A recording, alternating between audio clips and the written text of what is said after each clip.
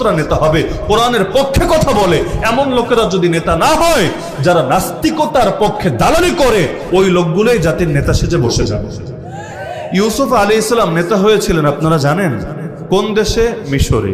কোন সময়ে? যেই সময় মিশরে উনি মুসলমান, আর মুসলমান কে? রাজাও মুসলমান না, প্রধানমন্ত্রীও মুসলমান না, কেউ মুসলমান না, সব কাট্টা কাফের, কাট্টা কাফের।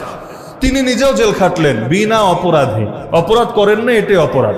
মানে জুলাইখা তো বলেছিল আকাম করতে, যদি রাজি থাকতেন তাহলে তো জুলাইখা মামলা দেয় না, তাহলে তো আর মামলা খান না। পাপ কেন করেন নাই, এজন্যই কিন্তু মামলাটা খেলেন। পাপ করলে কোনো মামলা ছিল না। বাংলাদেশে এখন এমন হয়েছে, নষ্টের জগতে ভালো থাকা অনেক সময় উল্টো অপরাধ হয়ে যায়। কিছু সেক্টর আছে, আমি নাম নিতে চাই না, কিছু সেক্টর এমন আছে এখানে টপ টু বটম সব খারাপ, সব দুর্নীতি বা সব নষ্ট। আপনি একা যদি চান ভালো থাকবেন, দুইটার যে কোনো একটা হবে, হয়তো চাকরি হারাবেন, চাকরি হারালে তো মরবেন না, আলহামদুলিল্লাহ কিছু খেয়ে না খেয়ে বাঁচবেন, অথবা দেখবেন গুপ্ত হত্যার শিকার হয়ে গেছেন, সন্ত্রাসীরা পিটেরে মেরে দিয়েছে, অথবা বিনা অপরাধে ফালতু মামলা নিয়ে জেলে যাওয়া লেগেছে।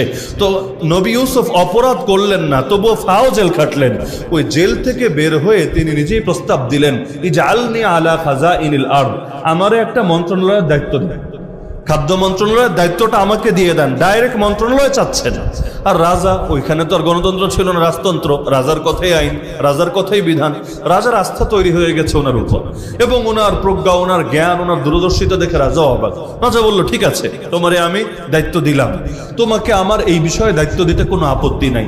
ইউসুফ নবী যখন দায়িত্ব দিলেন, তিনি ভালো মানুষের মধ্যে দায়িত্ব নিলেন না খারাপ মানুষের মধ্যে দায়িত্ব নিলেন?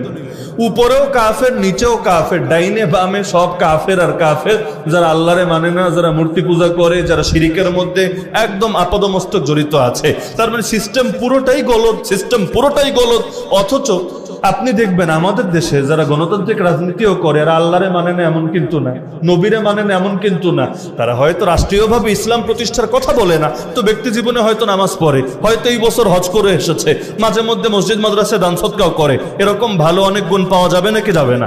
অথচ ইউসুফ আলাইহিস সালাম যাদের ভেতরে গিয়ে ঢুকলেন, ওদের মধ্যে ঈমানও নাই, ওদের মধ্যে নামাজ রোজার তো প্রশ্নই আসে না, দান সদকার তো প্রশ্নই আসে না, কিচ্ছু নাই। কিন্তু আলহামদুলিল্লাহ সুম্মা আলহামদুলিল্লাহ, ফলাফল কি হলো?